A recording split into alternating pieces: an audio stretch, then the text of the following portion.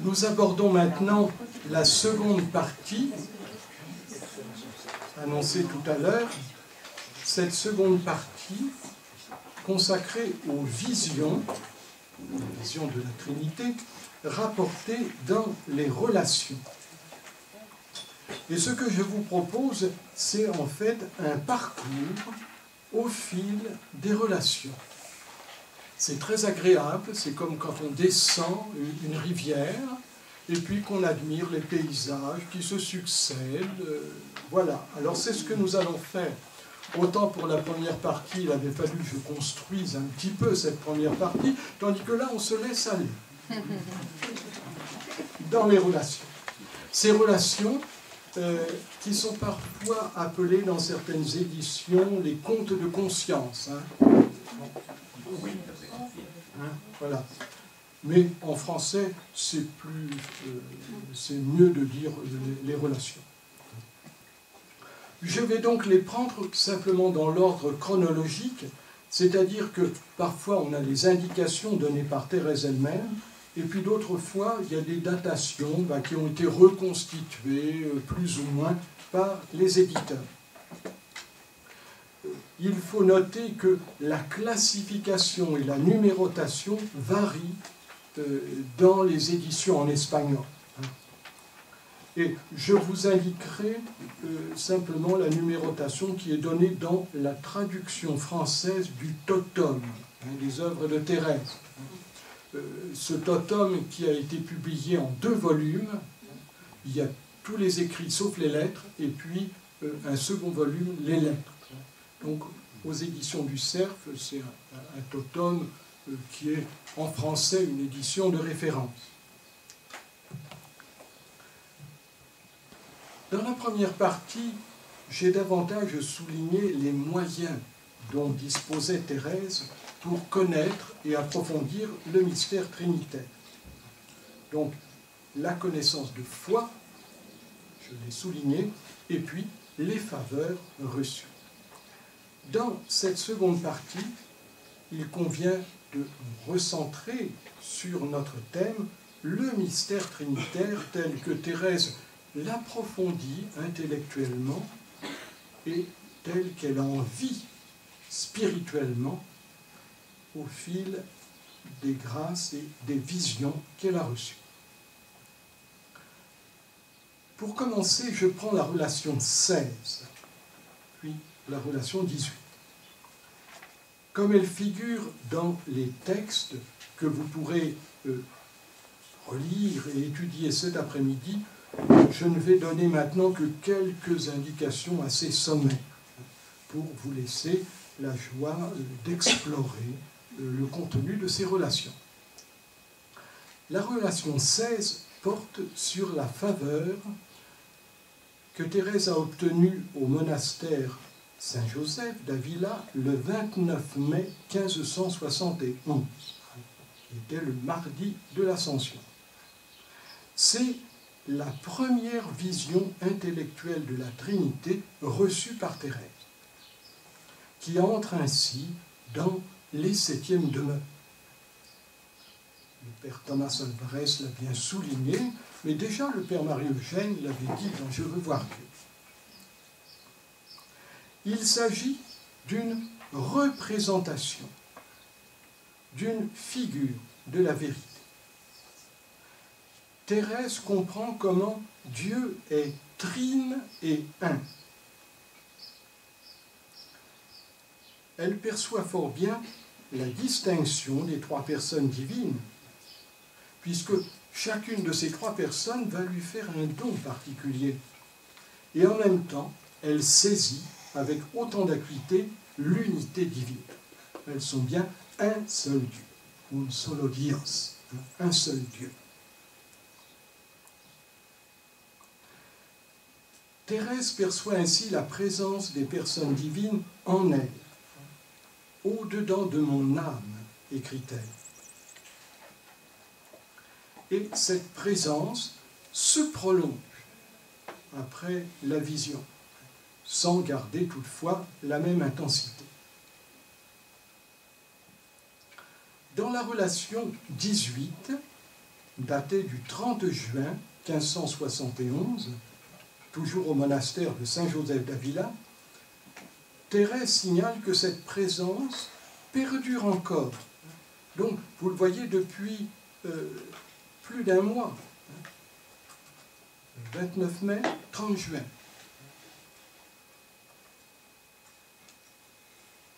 Elle fait part de difficultés rencontrées et des paroles du Seigneur pour la guider. Vous pourrez cet après-midi lire, relire ces deux relations et vérifier, comme je le disais tout à l'heure, que cette inhabitation trinitaire n'est pas seulement une habitation de la Trinité en l'âme, mais aussi de l'âme en la Trinité. Et la Trinité elle-même étant inséparable de toute la création qu'elle régit.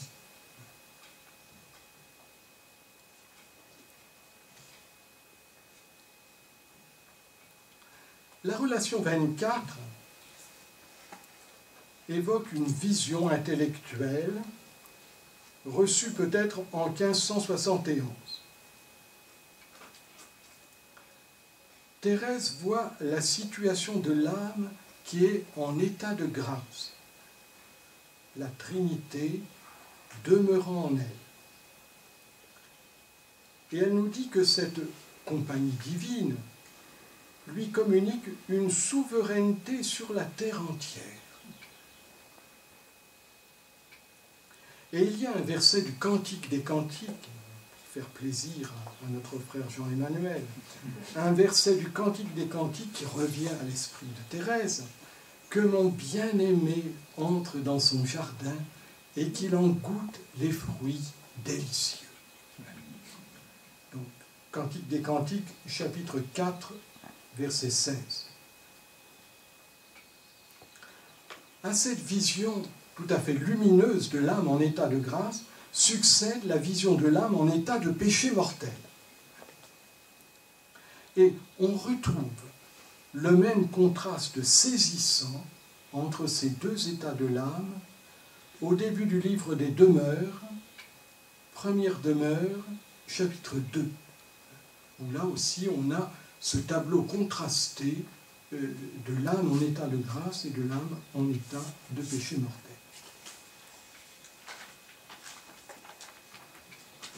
La relation 25 est datée du 19 janvier 1572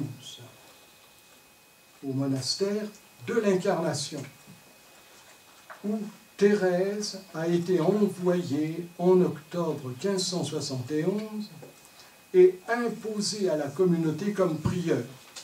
Je n'ai pas le temps d'évoquer la vie de Thérèse, mais vous devinez que ça n'était pas facile pour elle d'être envoyée dans cette grande communauté du monastère de l'Incarnation en étant imposée à un certain nombre de sœurs, d'autres étaient tout à fait favorables, imposée comme prieure. Il s'agit dans cette vision d'une vision de la Vierge, d'abord, qui la félicite d'avoir placé la statue de la Vierge dans la stalle priorale. Ça avait été comme une sorte d'habileté de Thérèse de mettre dans la stalle de la prieure une statue de la Vierge.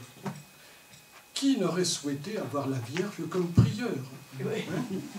Donc, vous voyez, ça a été une manière un peu de se faire accepter comme prieure. C'était en fait la Sainte Vierge qui était la prieure. Et c'est dans ce contexte, avec cette vision de la Vierge, tout d'abord, que Thérèse jouit de la présence de la Trinité. Et elle entend la voix du Père.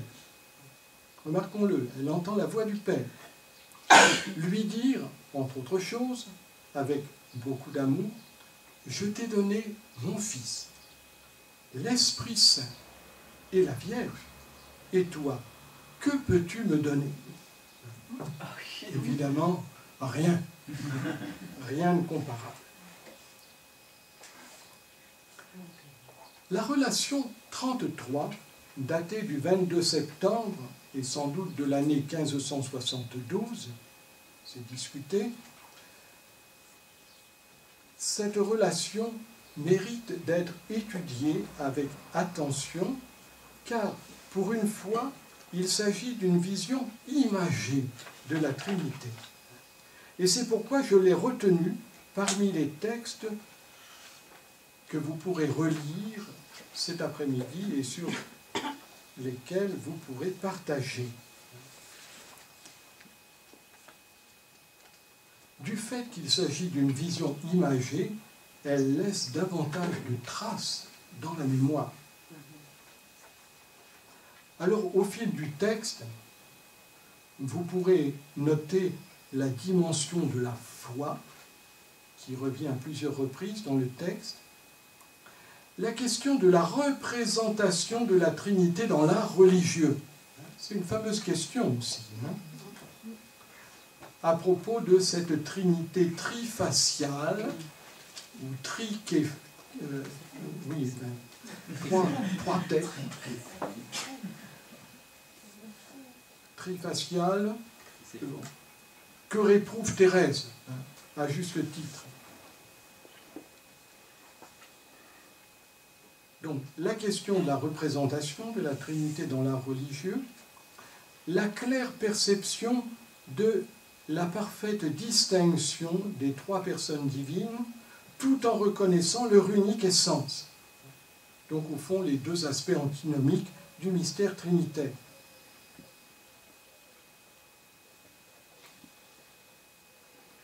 Il y a aussi à relever tout un développement théologique de Thérèse sur l'unité divine.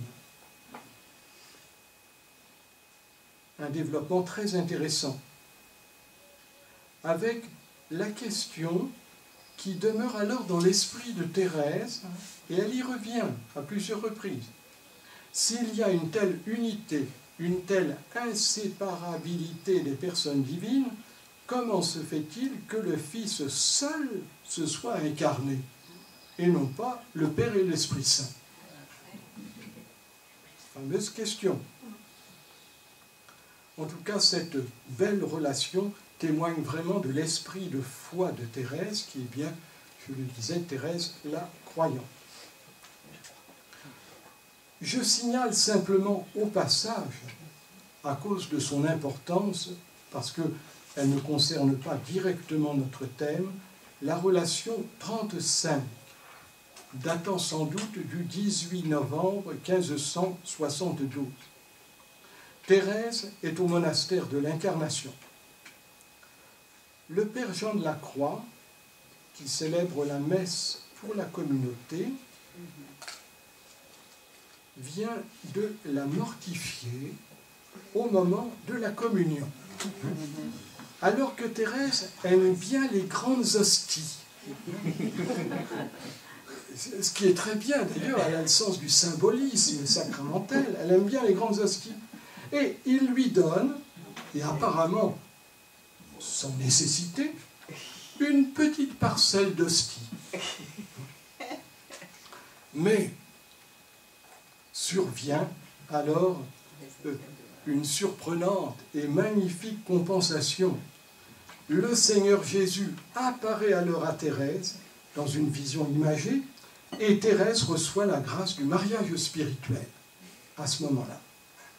Le Christ qui lui remet un clou de sa passion, et elle devient ainsi véritablement son épouse.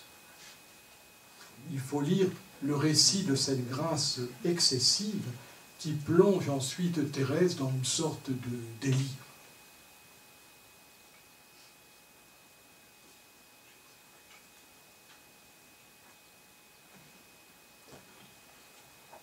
Les 4 relations suivantes que je vais prendre se situent durant l'année 1575.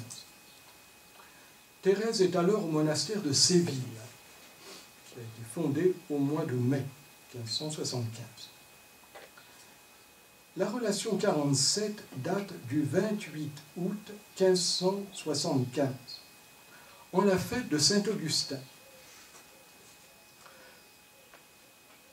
Thérèse avait une grande dévotion envers Saint-Augustin, surtout depuis la lecture du livre des Confessions une vingtaine d'années auparavant.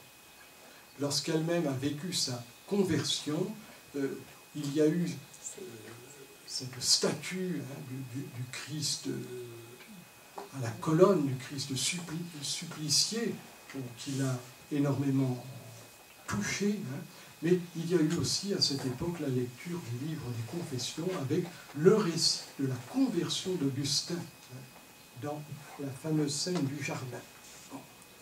Donc depuis, Thérèse avait une grande dévotion envers saint Augustin. Elle a reçu donc cette vision, le 28 août 1575, une vision intellectuelle extrêmement rapide des trois personnes divines présentes en son âme, avec en même temps la perception éblouissante de leur unité. De leur unité. Donc, vision des trois personnes présentes dans l'âme et perception éblouissante, parce que tout se passe très rapidement et puis dans la lumière, perception éblouissante de leur unité. Et elle note bien que l'effet est bien différent de la connaissance de l'unité que nous avons seulement par la foi. Nous professons les trois personnes, nous affirmons leur unité d'essence, mais c'est, disons, dans le clair-obscur et parfois bien obscur de la foi. Là, il y a cette perception, je disais, éblouissante, très, très lumineuse, de leur unité. Et du coup, Thérèse ne peut plus penser à l'une des personnes divines sans penser immédiatement aux deux autres. Et donc, elle pense aux trois nécessairement, aux trois ensemble.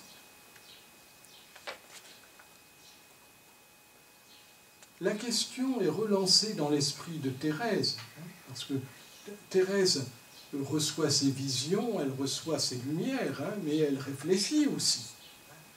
La question est relancée dans l'esprit de Thérèse, si la Trinité est une à ce point, comment le Fils seul s'est-il incarné? Le Seigneur lui fait alors comprendre que les trois personnes, n'étant qu'un même être, sont cependant distinctes entre elles. Et la réaction de Thérèse est immédiate, c'est le désir du ciel où elle pourra contempler enfin le mystère, clairement, enfin et sans fin. Elle dit bien que l'âme tire de cette vision un profit que même de longues années de méditation ne sauraient produire, parce que c'est d'un autre ordre.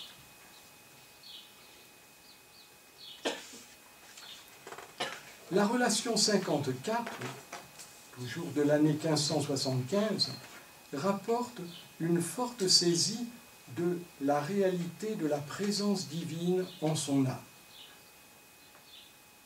La Trinité présente en elle. Et Thérèse use d'une formule qu'on retrouve dans les 5e demeures, chapitre 1er, numéro 10. La Trinité est en nos âmes, citation, par présence, par puissance et par essence. Alors, je reprends, si vous voulez noter les trois termes, par présence, par puissance et par essence. Alors, c'est une formule qui provient de saint Grégoire le Grand et qui a été reprise ensuite par les médiévaux. Ordinairement, les théologiens l'utilisent pour qualifier la présence d'immensité de Dieu. Dieu qui est réellement présent dans toutes les créatures,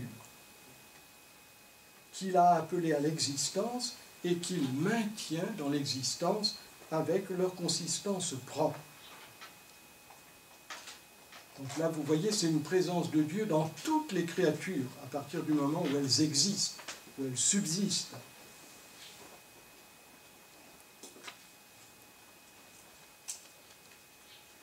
pour cette présence dite d'immensité, on peut renvoyer à ce que dit saint Thomas dans la Prima, en somme théologique, la Prima, question 8, article 3. Et puis, saint Jean de la Croix, évidemment, en parle aussi dans le deuxième livre de la Montée du Carmel, chapitre 5, numéro 3. Et puis, dans le Cantique spirituel, Cantique B, strophe 11, numéro 3. C'est la strophe supplémentaire qui a été insérée pour qu'il y ait 40 strophes. Thérèse, en fait, s'empare de cette formule pour signifier, c'est son intention, que le Dieu vivant lui-même habite réellement dans l'âme. Pas seulement sa grâce, ou pas seulement ses dons. Ça paraît insuffisant à Thérèse, parce qu'elle-même expérimente que Dieu est bien présent en elle. Et du coup, elle perçoit la grandeur de l'âme. La grandeur de l'âme faite à l'image de Dieu qui prend ses délices avec ses créatures. Et nous retrouvons ici le thème de la 7e exclamation.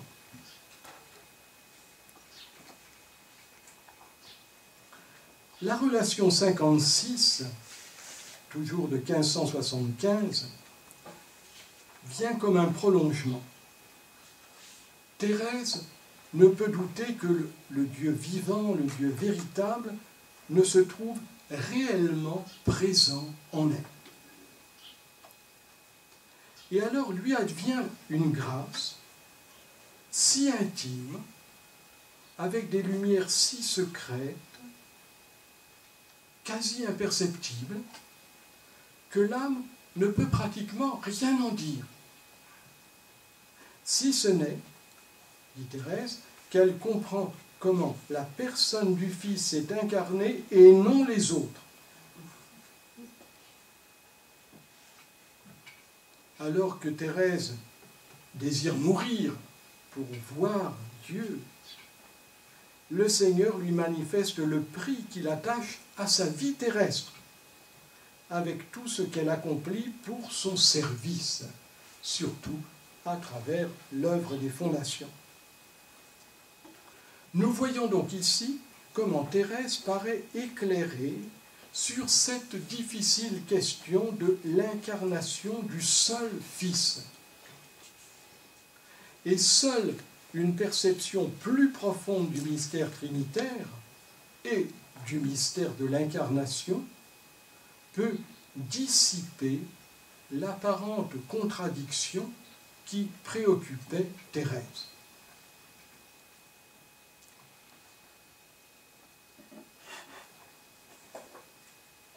La relation 57 de 1575 évoque la présence des 3 personnes divines en nous, mais montre surtout combien est agréable au Père l'offrande de son Fils incarné dans la célébration du sacrifice eucharistique. Nous retrouvons cette place de la liturgie dans la vie spirituelle de Thérèse. Donc, l'offrande du Fils incarné dans la célébration du sacrifice eucharistique, mais aussi dans la communion eucharistique. Lorsque, écrit Thérèse, le corps sacré de Jésus-Christ est reçu par son Père au-dedans de notre âme. Et Thérèse conclut avec admiration que notre intérieur renferme de si grands mystères à l'heure de la communion. Malheureusement, nous n'en sommes pas toujours bien conscients, ni bien recueillis. Il nous reste à voir encore 2 relations postérieures dans le temps. Au lieu d'en résumer le contenu comme dans les relations précédentes, je vais citer davantage Thérèse. Tout d'abord, la relation 5 de mars ou avril 1576. Thérèse est alors au monastère de Séville et elle adresse sa relation au père Rodrigo Alvarez, jésuite. C'est une relation assez longue sur les diverses étapes et grâces de la vie d'oraison.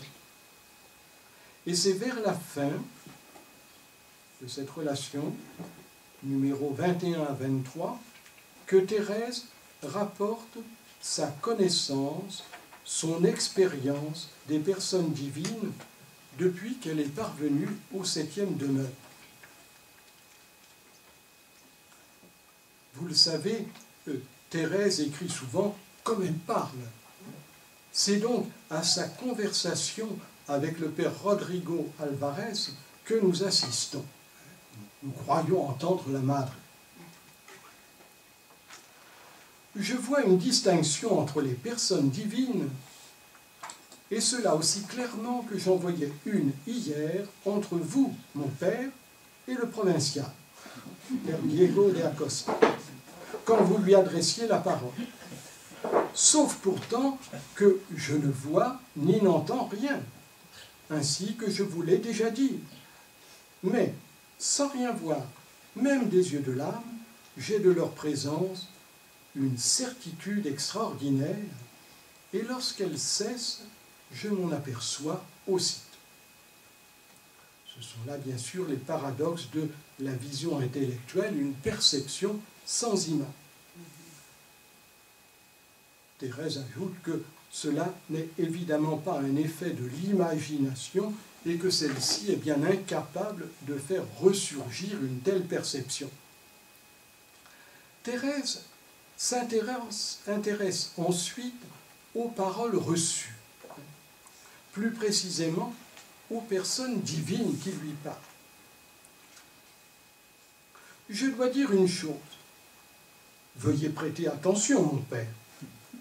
Pour la personne qui me parle d'ordinaire, je peux indiquer positivement qui elle me paraît être. Mais pour les autres, je ne saurais l'affirmer. En fait, tout va s'éclairer rapidement, d'autant plus qu'il n'y a que 3 personnes dans la Trinité.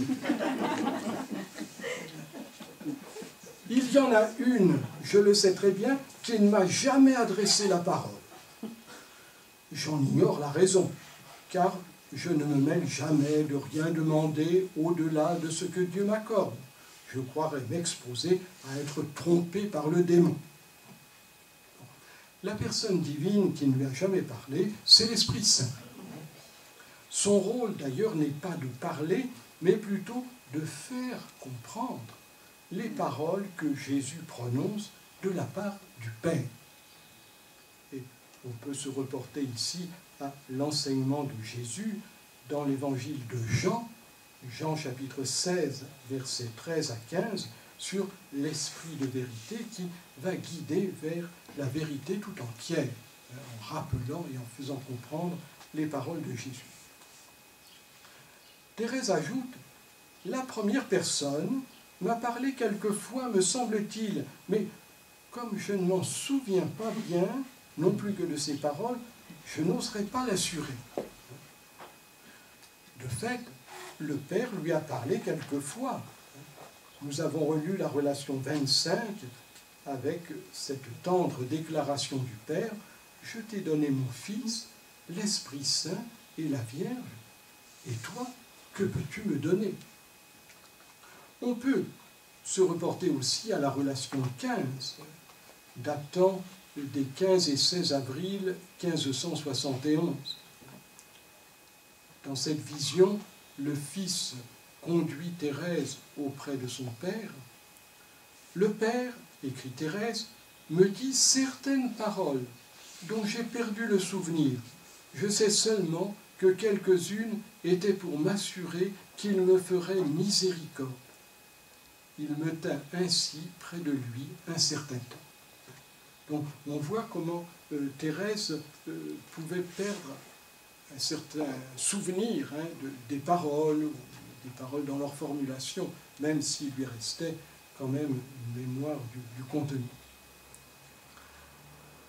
La personne divine qui parle ordinairement à Thérèse est bien sûr le Fils incarné, c'est-à-dire Jésus.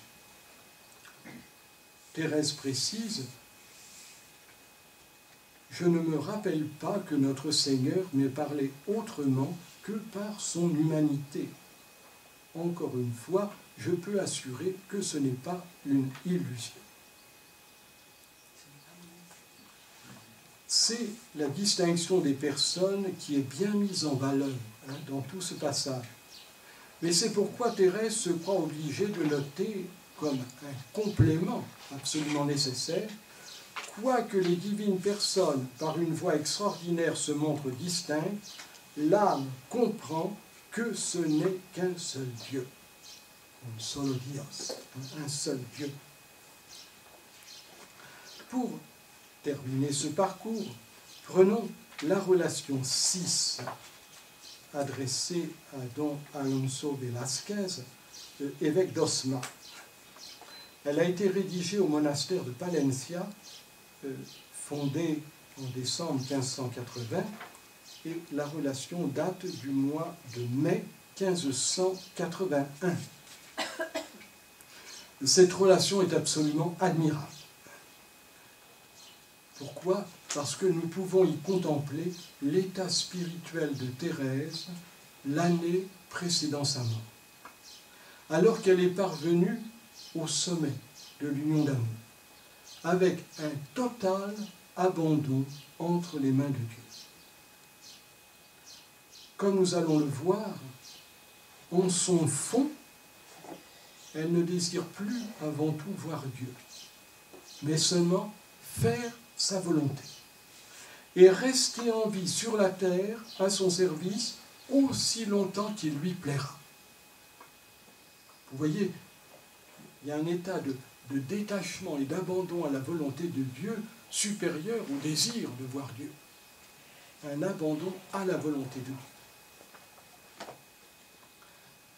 À propos des faveurs ou grâces reçues, Thérèse écrit: « Les visions imagées ont cessé. Mais j'ai continuellement, me semble-t-il, la vision intellectuelle des trois personnes et de la sainte humanité, ce qui, selon moi, est une grâce beaucoup plus élevée que toutes ces visions imagées, malgré leur beauté et leur effet dans la mémoire.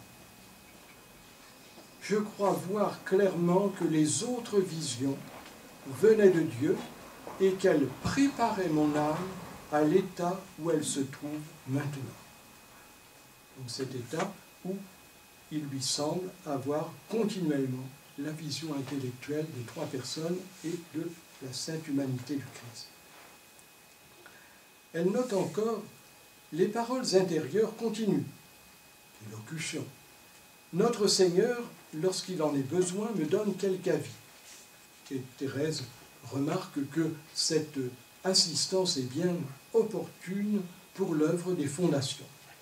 Elle donne l'exemple de la fondation de Palencia, où le Seigneur l'a guidée clairement pour le choix de la maison. Thérèse précise encore, un peu plus loin: « Mon âme jouit d'une paix ineffable. Satisfaction ou chagrin sont impuissants à lui enlever, à son âme, à lui enlever, du moins pour un temps notable, la présence tout à fait indubitable des trois personnes. Mon âme expérimente clairement, semble-t-il, ce que dit saint Jean de la demeure de Dieu en l'âme, non seulement par la grâce, mais par le sentiment qu'il donne de sa présence. De là, des biens inexprimables. Celui-ci en particulier, il n'est plus besoin de réflexion, de considération pour connaître que Dieu est là.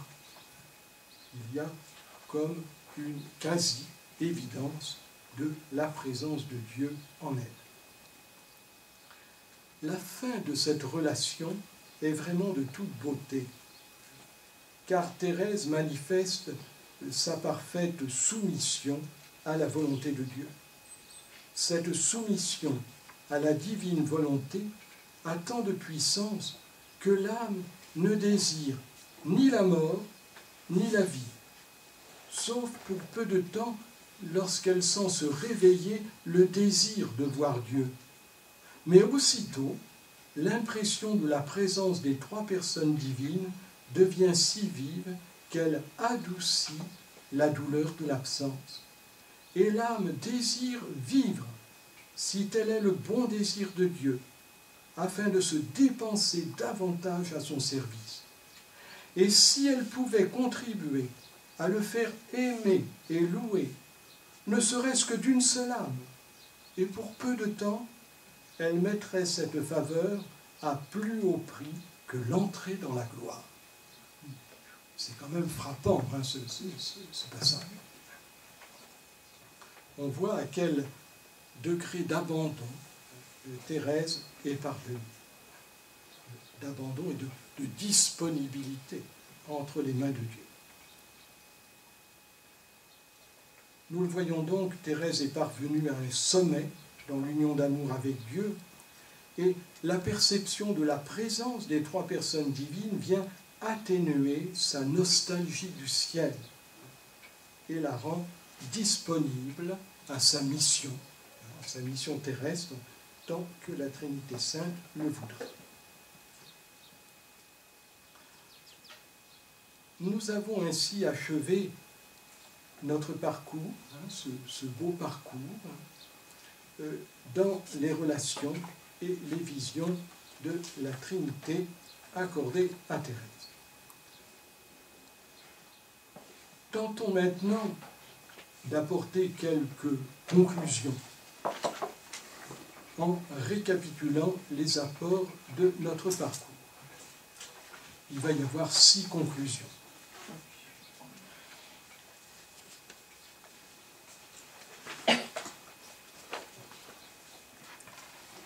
Première conclusion, la foi dans le mystère trinitaire.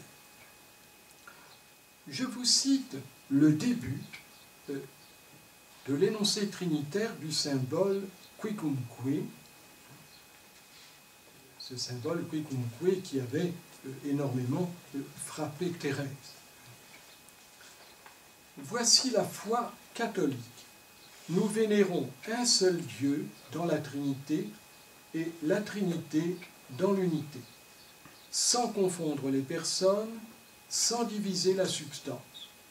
Autre est en effet la personne du Père, autre celle du Fils, autre celle de l'Esprit Saint. Mais le Père, le Fils et l'Esprit Saint ont une même divinité, une gloire égale, une majesté coéternelle. Vous voyez que nous avons ici dans ce symbole des expressions que nous retrouvons chez Thérèse.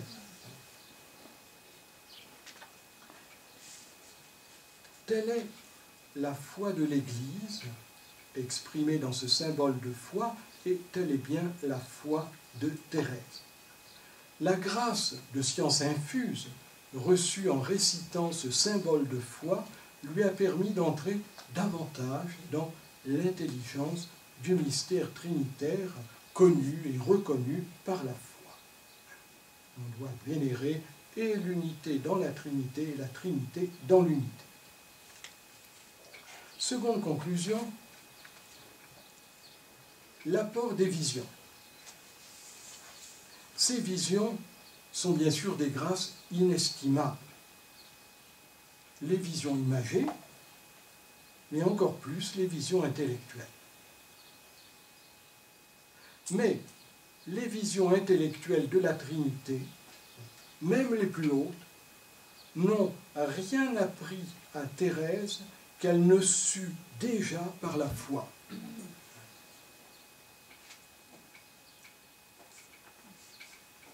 Les visions intellectuelles de la Trinité, même les plus hautes, n'ont rien appris à Thérèse qu'elle ne sut déjà par la foi. Alors, certes, c'est l'apport de ces visions, certes, elles sont venues conforté sa foi en ce grand mystère. Elles lui ont appris surtout, elles lui ont apporté surtout une pénétration plus profonde dans ce mystère d'altérité des personnes et d'unité des sens qu'elle professait en sa foi trinitaire. On pourrait dire que la foi de Thérèse devient une foi illuminée, mais sa vie spirituelle demeure toujours une vie de foi. Les plus hautes visions ne sont pas la vision béatifique. Et Thérèse chemine, comme nous, dans le clair-obscur de la foi.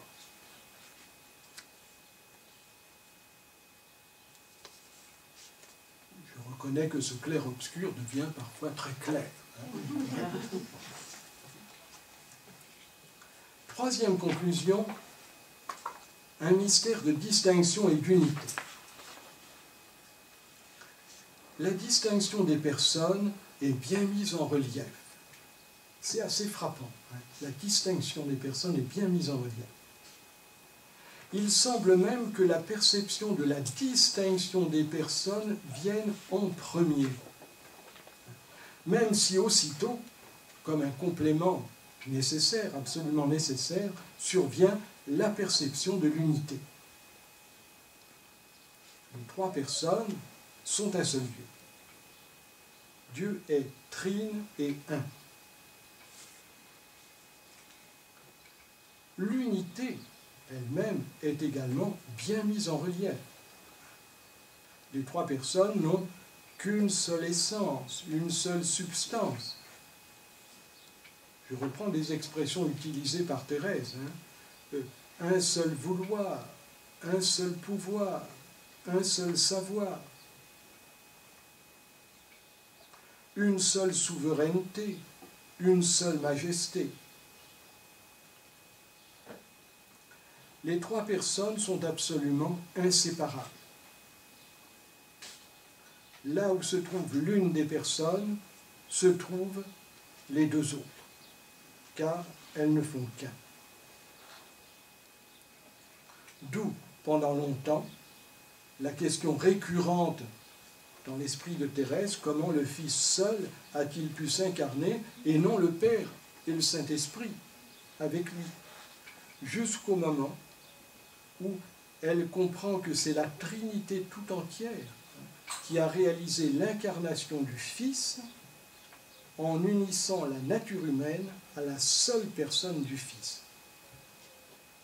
Donc Thérèse comprend que c'est la Trinité tout entière qui a réalisé l'incarnation du Fils en unissant la nature humaine à la seule personne du Fils.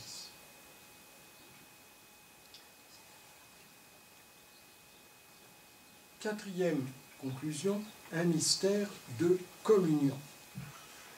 Même si Thérèse n'emploie pas ce terme de communion, elle est très sensible à ce mystère de communion qu'est la Trinité. C'est bien ainsi que Thérèse la contemple amoureusement. Les trois personnes se connaissent, s'aiment, communiquent entre elles. Elles prennent ensemble leurs délices. Thérèse, nous l'avons vu, est sensible à l'aspect relationnel des personnes divines. Le Père, Père d'un tel Fils, le Fils, Fils d'un tel Père. Et entre un tel Fils et un tel Père, l'Esprit Saint. Le Père connaît son Fils, le Fils connaît son Père, en un immense amour, et dans cet embrassement, l'Esprit Saint se joint à eux. Alors là encore, disons une remarque, si Thérèse est sensible à cet aspect relationnel des personnes divines, à leurs activités de connaissance et d'amour mutuel, Thérèse n'évoque pas explicitement les opérations trinitaires immanentes, c'est-à-dire la génération du Fils par le Père et la procession de l'Esprit Saint à partir du Père et du Fils.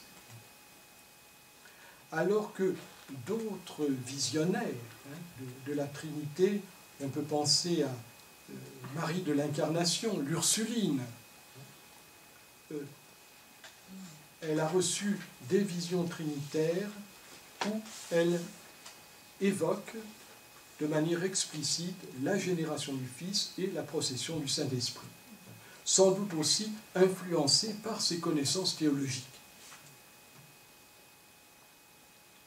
Parce qu'il faut bien comprendre que les lumières qui sont reçues, elles rejoignent aussi les connaissances qu'a la personne. Cinquième conclusion, relation avec les personnes divines. Thérèse s'intéresse à ces relations avec les personnes divines dans leur singularité, si j'ose dire. Par conséquent, avec chacune d'entre elles. Elle est donc sensible aux dons, aux grâces reçues de chacune d'elles. La charité venant du Père, la joie dans les souffrances venant du Fils, l'embrasement de la charité venant de l'Esprit Saint.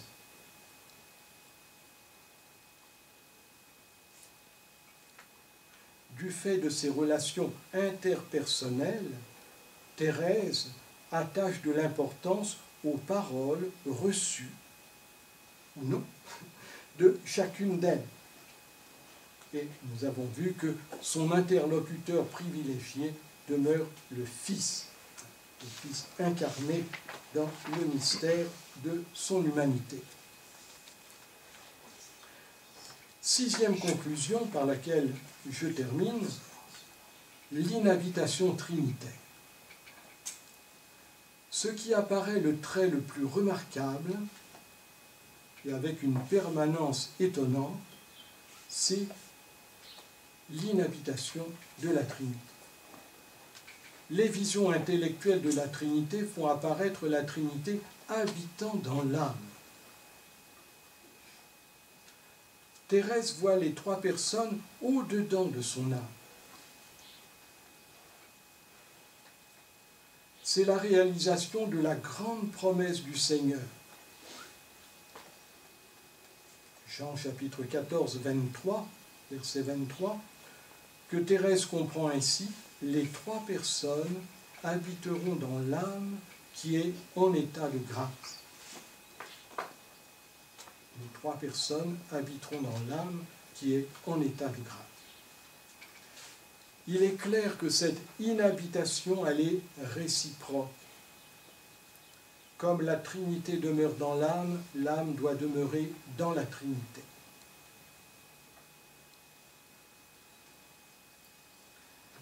Cette perception de la Trinité habitant en elle a été le grand réconfort de Thérèse jusqu'à la fin de sa vie. En particulier dans les diverses épreuves, les péripéties des fondations, et puis tous ces tracas de l'existence qui ne lui ont jamais manqué.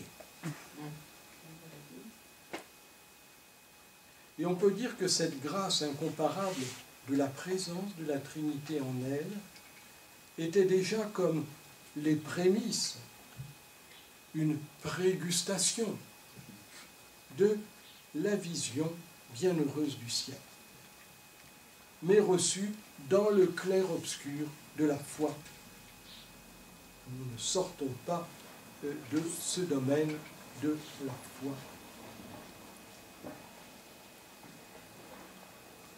Voilà, j'ai achevé de vous présenter bien ce que j'avais préparé pour ce matin. Il me semble que, vu l'heure, si vous avez des questions sur ce que je viens de dire ce matin, il vaut mieux prévoir dans la part de dialogue de cet après-midi, vous pourrez poser les questions parce que je crains que si nous commencions maintenant, nous n'aurions pas suffisamment de temps avant la célébration de l'Eucharistie.